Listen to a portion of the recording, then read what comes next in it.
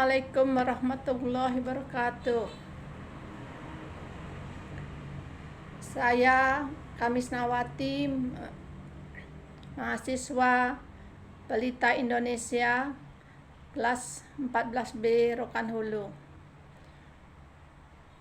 Selamat siang untuk kawan-kawan semua seperjuangan di kelas manajemen program S2 Pelita Indonesia.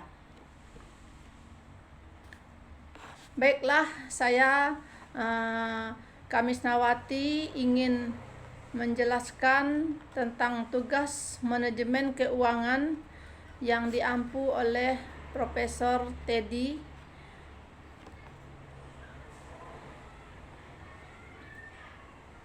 Manajemen keuangan, di sini kita pembahasan di sini menjelaskan pemahaman manajemen keuangan yang saudara ketahui. Manajemen keuangan adalah proses pengelolaan aset dan sumber daya keuangan perusahaan untuk mencapai tujuan keuangan yang ditetapkan. Tujuan umum manajemen keuangan adalah menciptakan nilai bagi pemegang saham perusahaan melalui pengelolaan yang efisien dari aset dan sumber daya keuangan. Berikut adalah beberapa konsep dan pemahaman penting dalam manajemen keuangan. Perencanaan keuangan ini melibatkan penentuan tujuan keuangan perusahaan dan mengembangkan strategi dan rencana keuangan untuk mencapai tujuan tersebut. Ini mencakup penentuan kebutuhan pendanaan, alokasi anggaran, dan perencanaan jangka panjang. Pengambilan keputusan investasi, manajemen keuangan harus menganalisis proyek investasi, potensi, dan memilih proyek yang menghasilkan nilai tambah yang paling tinggi bagi perusahaan.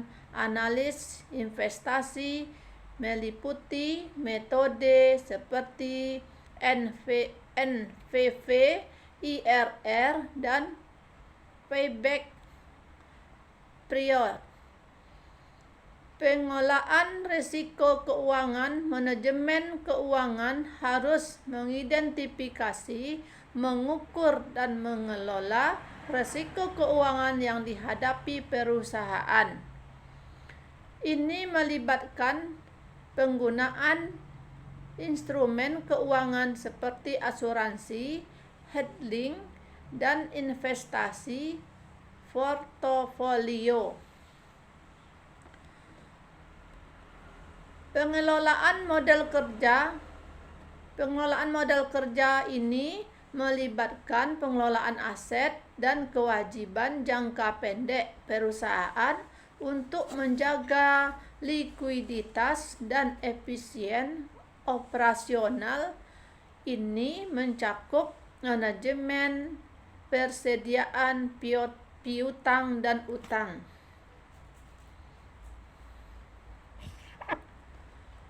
Pengambilan keputusan pendanaan, manajemen keuangan harus memutuskan sumber pendanaan yang optimal untuk perusahaan. Ini melibatkan pemilihan antara hutang dan ekuitas, struktur modal, dan pengelolaan hubungan dengan pihak yang memberikan dana. Pengelolaan arus kas, manajemen keuangan harus memantau, mengontrol, dan mengoptimalkan arus kas perusahaan. Ini melibatkan perencanaan kas, pengelolaan likuiditas, dan pengelolaan kebijakan dividen. Pelaporan keuangan manajemen keuangan harus menyusun laporan keuangan yang akurat dan relevan. Untuk menginformasikan pemegang saham, investor, dan pihak terkait lainnya tentang kinerja keuangan perusahaan.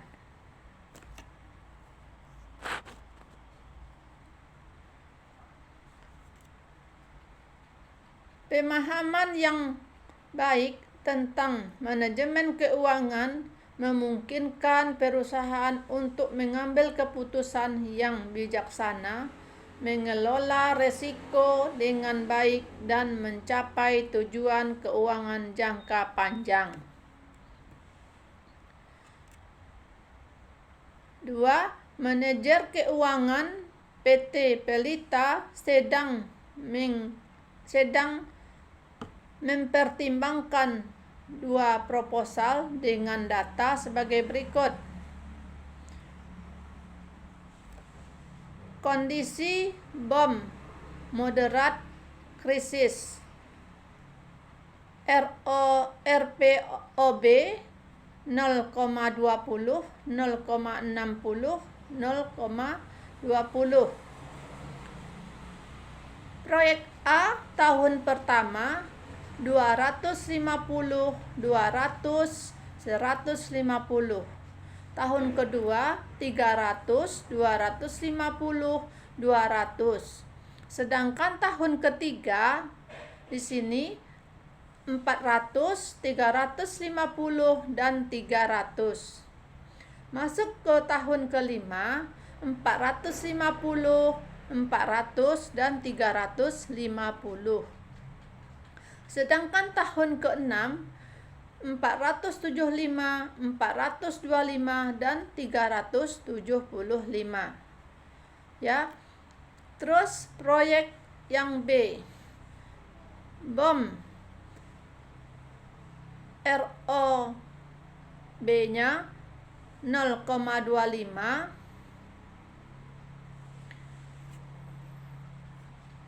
moderatnya 0,60, krisisnya 0,20. Tahun pertama proyek B itu bomnya ada 600, moderatnya 500, krisisnya 400.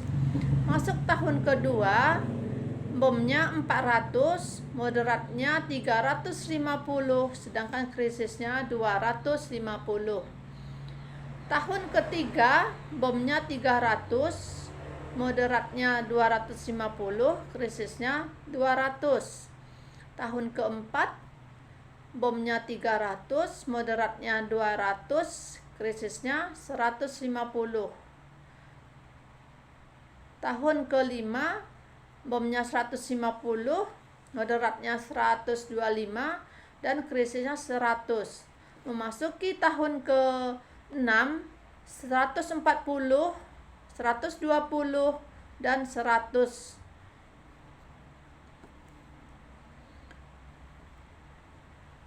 Tingkat suku bunga bank saat ini adalah 9%, ya. Dan reinvest sebesar 7%.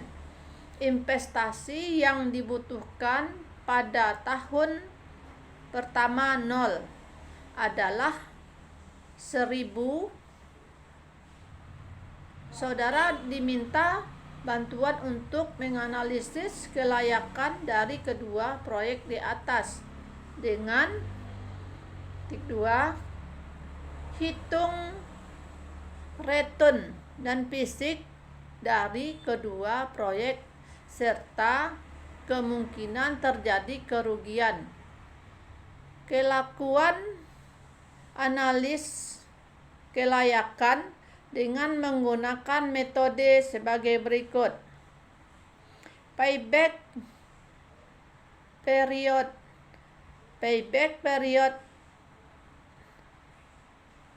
net present volume,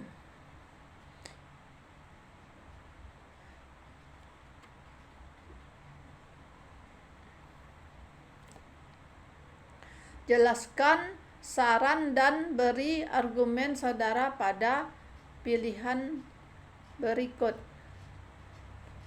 A. Untuk menghitung return dan resiko dari kedua proyek, kita dapat menggunakan pendekatan mean variansi.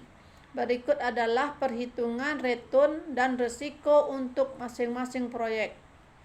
Return dan resiko proyek A. Return pada kondisi BOM E sama dengan 0,20 dikali 250 ditambah 0,60 dikali 200 ditambah 0,20 dikali 150 sama dengan 210. Return pada kondisi moderat E sama dengan 0,20 dikali 300 tambah 0,60 kali 250 tambah 0,20 dikali 200 sama dengan 250. Return pada kondisi krisis E sama dengan 0,20 dikali 350 ditambah 0,60 dikali 300 ditambah 0,20 kali 250 sama dengan 310. Resiko proyek A variansi sama dengan 0,20 lebih kecil 2 kali dalam kurung 250 dikurang 210 lebih kecil dari 2 tambah 0,60 lebih kecil dari 2 dikali 200 dikurang 250 lebih kecil dari 2 tambah 0,20 lebih kecil dari 2 dikali dalam kurung 150 dikurang 350 lebih kecil daripada 2 sama dengan 1180. Validasi standar akar variansi akar 1180 sama dengan 34,32. Return dan resiko proyek B. Return pada kondisi BOM E sama dengan 0,20 dikali 600 ditambah 0,60 dikali 500 tambah 0,20 dikali 400 sama dengan 500. Return pada kondisi moderat E sama dengan 0,20 dikali 400 ditambah 0,60 dikali 350 ditambah 0,20 dikali 250 sama dengan 350. Return pada kondisi krisis E sama dengan 0,20 dikali 300 ditambah 0,60 dikali 250 ditambah 0,20 dikali 200 sama dengan 250. Resiko proyek B. Variansi sama dengan 0,20 lebih kecil dari 2 dikali dalam kurung 600 dikurang 500 lebih kecil 2 tambah 0,60 lebih kecil 2 dikali dalam kurung 500 dikurang 350 lebih kecil dari 2 dikali 0,20 lebih kecil 2 dikali dalam kurung 400 dikurang 250 lebih kecil 2 sama dengan 9.825. Deviasi standar sama dengan akar variansi akar 8925 sama dengan 99.12. Masuk ke analisis B. Analisis kelayakan menggunakan metode yang disebut payback. Metode ini menghitung beberapa lama waktu yang diperlukan untuk mendapatkan kembali investasi awal.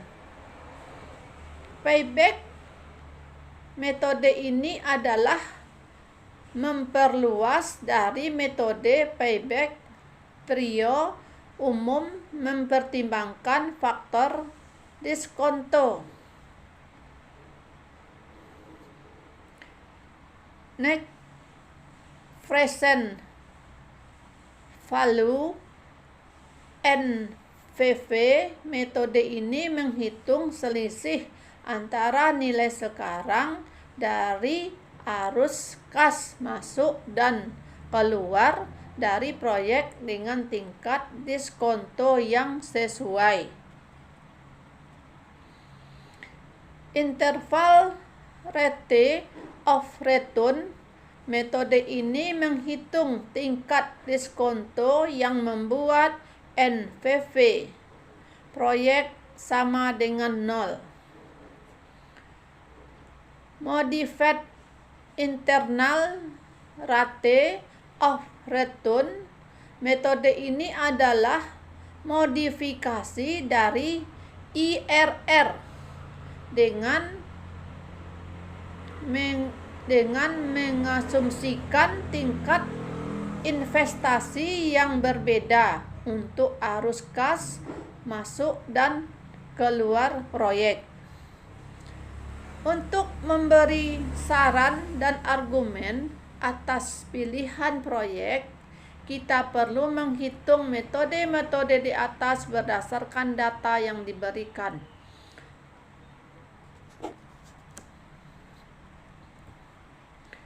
Cukup sekian presentasi dari saya. Salah dan janggalnya saya mohon maaf. Saya ucapkan terima kasih. Assalamualaikum warahmatullahi wabarakatuh.